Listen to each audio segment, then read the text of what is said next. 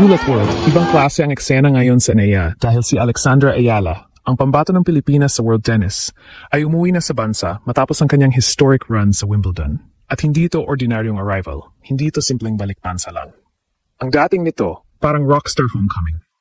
May fans, may media, may sports officials, may banda, may palakpakan, at may energy na parang sinasabi ng buong Pilipinas, Alex, nakita namin ang ginawa mo sa mundo. This morning, sinalubong si Alex sa NAIA Terminal 3 matapos niyang dalhin ang pangalan ng Pilipinas sa isa sa pinakamalaking tennis stages sa buong mundo. Nandoon ang Philippine Sports Commission Chairman Patrick Pato Gregorio, Philippine Olympic Committee President Bambol Tolentino, PILTA Secretary General John Ray Tiangco, at may special performance pa ang Banda Kawayan Pilipinas. Imagine ninyo iyon, mga kagulat word, isang tennis player na dati ay tahimik lang na lumalaban sa ibang bansa. Ngayon, umuwi na parang national symbol ng bagong era ng Philippine tennis. At bakit ganito kalakas ang dating? Dahil ang ginawa ni Alex sa Wimbledon, hindi basta participation. Pinakita niya na kaya ng Pilipina makipagsabayan sa mga pinakamalalaking pangalan sa tennis. Tinalo niya ang defending champion na si Iga Swiatek, umabot sa round of 16, at kahit natapos ang run kontra Jasmine Paolini, nanalo na siya sa puso ng fans. Kaya pag-uwi niya sa Pilipinas, ramdam mo na hindi lang atleta ang sinalubong. Sinalubong ang inspirasyon, ang pride, at ang patunay na ang pangarap ng Pilipino pwede nang marinig sa buong mundo. At may mga homecoming na simple lang. May mga arrival na dumadaan lang sa airport, may konting picture, may konting interview, tapos na. Pero ang nangyari kay Alex ngayon sa NAIA, ibang usapan. Ito ang klase ng eksena na hindi mo basta-basta makikita sa tennis dito sa Pilipinas. Ito ang klase ng moment na parang sinasabi ng buong bansa, Welcome home, Alex. Salamat sa pagbitbit ng bandila. Pagdating ni Alex sa NAIA Terminal 3, hindi lang siya sinalubong bilang isang player na galing tournament. Sinalubong siya bilang isang Filipina na gumawa ng kasaysayan. Fresh from Wimbledon, dala niya ang bigat ng laban, ang pagod ng tournament, ang pressure ng international spotlight. Pero paglabas niya sa airport, ang sumalubong sa kanya ay pagmamahal. And that is the real headline. Hindi lang ito tungkol sa tennis result. Tungkol ito sa kung paano biglang nagising ang buong bansa sa isang sport na matagal nang naghihintay ng ganitong klase ng superstar. Nandoon ang mga opisyal ng Philippine sports community. Nandoon si PSC Chairman Patrick Pato Gregorio. Nandoon si POC President Bambol Tolentino. Nandoon si PILTA Secretary General John Ray Tiangco. At mas lalo pang naging makabayan ang atmosphere dahil may performance pa ang Banda Kawayan Pilipinas. Isipin natin ang eksena. Airport arrival, national sports leaders, traditional Filipino music, camera flashes, fans waiting, and then Alex walking in as the face of a new tennis movement. Parang hindi lang airport ang setting, parang victory parade na nagsisimula pa lang. At dito natin makikita kung bakit malaki ang impact ni Alex. Sa ibang bansa, tennis is already a giant sport. Pero sa Pilipinas, basketball ang hari, volleyball ang malakas, boxing ang may legacy. Tennis? Matagal na itong naghahanap ng isang mukha na pwedeng magdala sa masa. At ngayon si Alex ang mukha na iyon. Hindi dahil hype lang, hindi dahil viral lang, kundi dahil may laban, may resulta, may resibo. Wimbledon is not a small stage. Ang manalo doon, lalo na kontra the defending champion na si Iga Swiatek, ibang level iyon. Hindi yon tsamba na pwedeng kalimutan kinabukasan. Iyon ang klase ng panalo na bumubukas ng pintuan para sa buong bansa. Kaya nung umuwi si Alex, ang feeling ng mga tao ay hindi lang congratulations. Mas malalim iyon. Parang finally, may Pilipina tayo sa tennis na kinikilala sa world stage.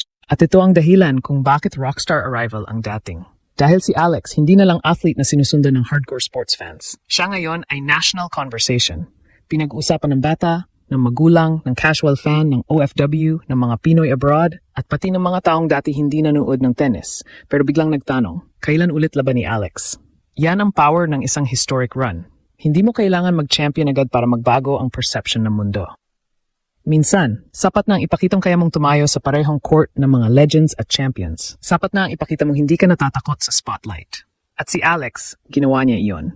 Sa Wimbledon, hindi siya nagmukhang turista. Hindi siya nagmukhang overwhelmed na outsider. Lumaban siya. Kumilos siya na parang belong siya doon. At dahil doon, nang bumalik siya sa Pilipinas, ang welcome sa kanya ay hindi ordinaryong welcome. It was a statement. At ito ang pinaka-importante. Ang homecoming na ito ay hindi ending. Simula ito ng mas malaking attention sa Philippine tennis. Simula ito ng mas maraming bata na hawak ng raketa. Simula ito ng mas maraming magulang na magsasabing, pwede pala. Simula ito ng mas maraming brands, officials, fans at media na titingin sa tennis hindi bilang side sport, kundi bilang potential national pride.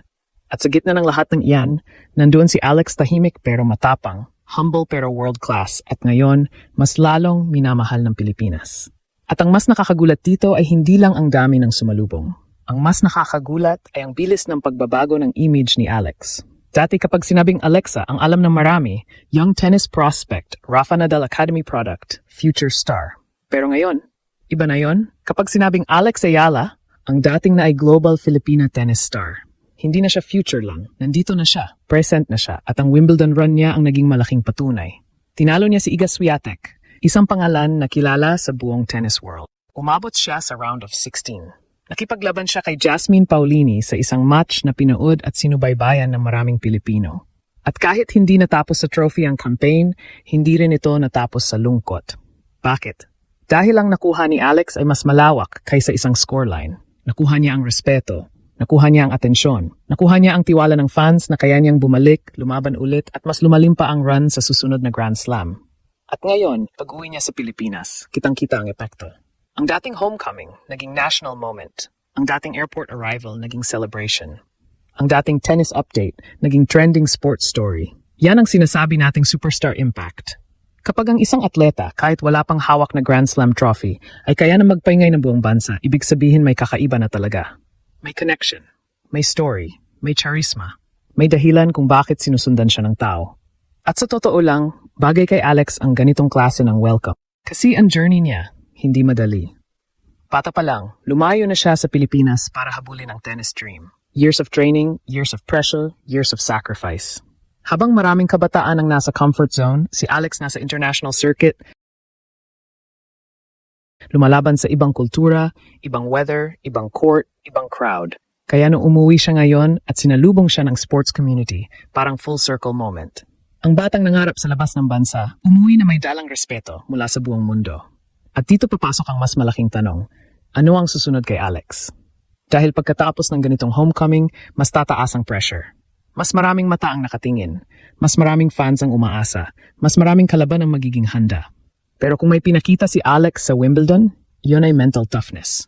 Hindi siya basta natitinag. Kahit malaki ang pangalan sa kabilang side ng net, lalaban siya. Kahit pressure point, lalaban siya. Kahit buong mundo ang nanonood, lalaban siya. Ang arrival na ito sa ENIA ay hindi lang simpleng welcome home.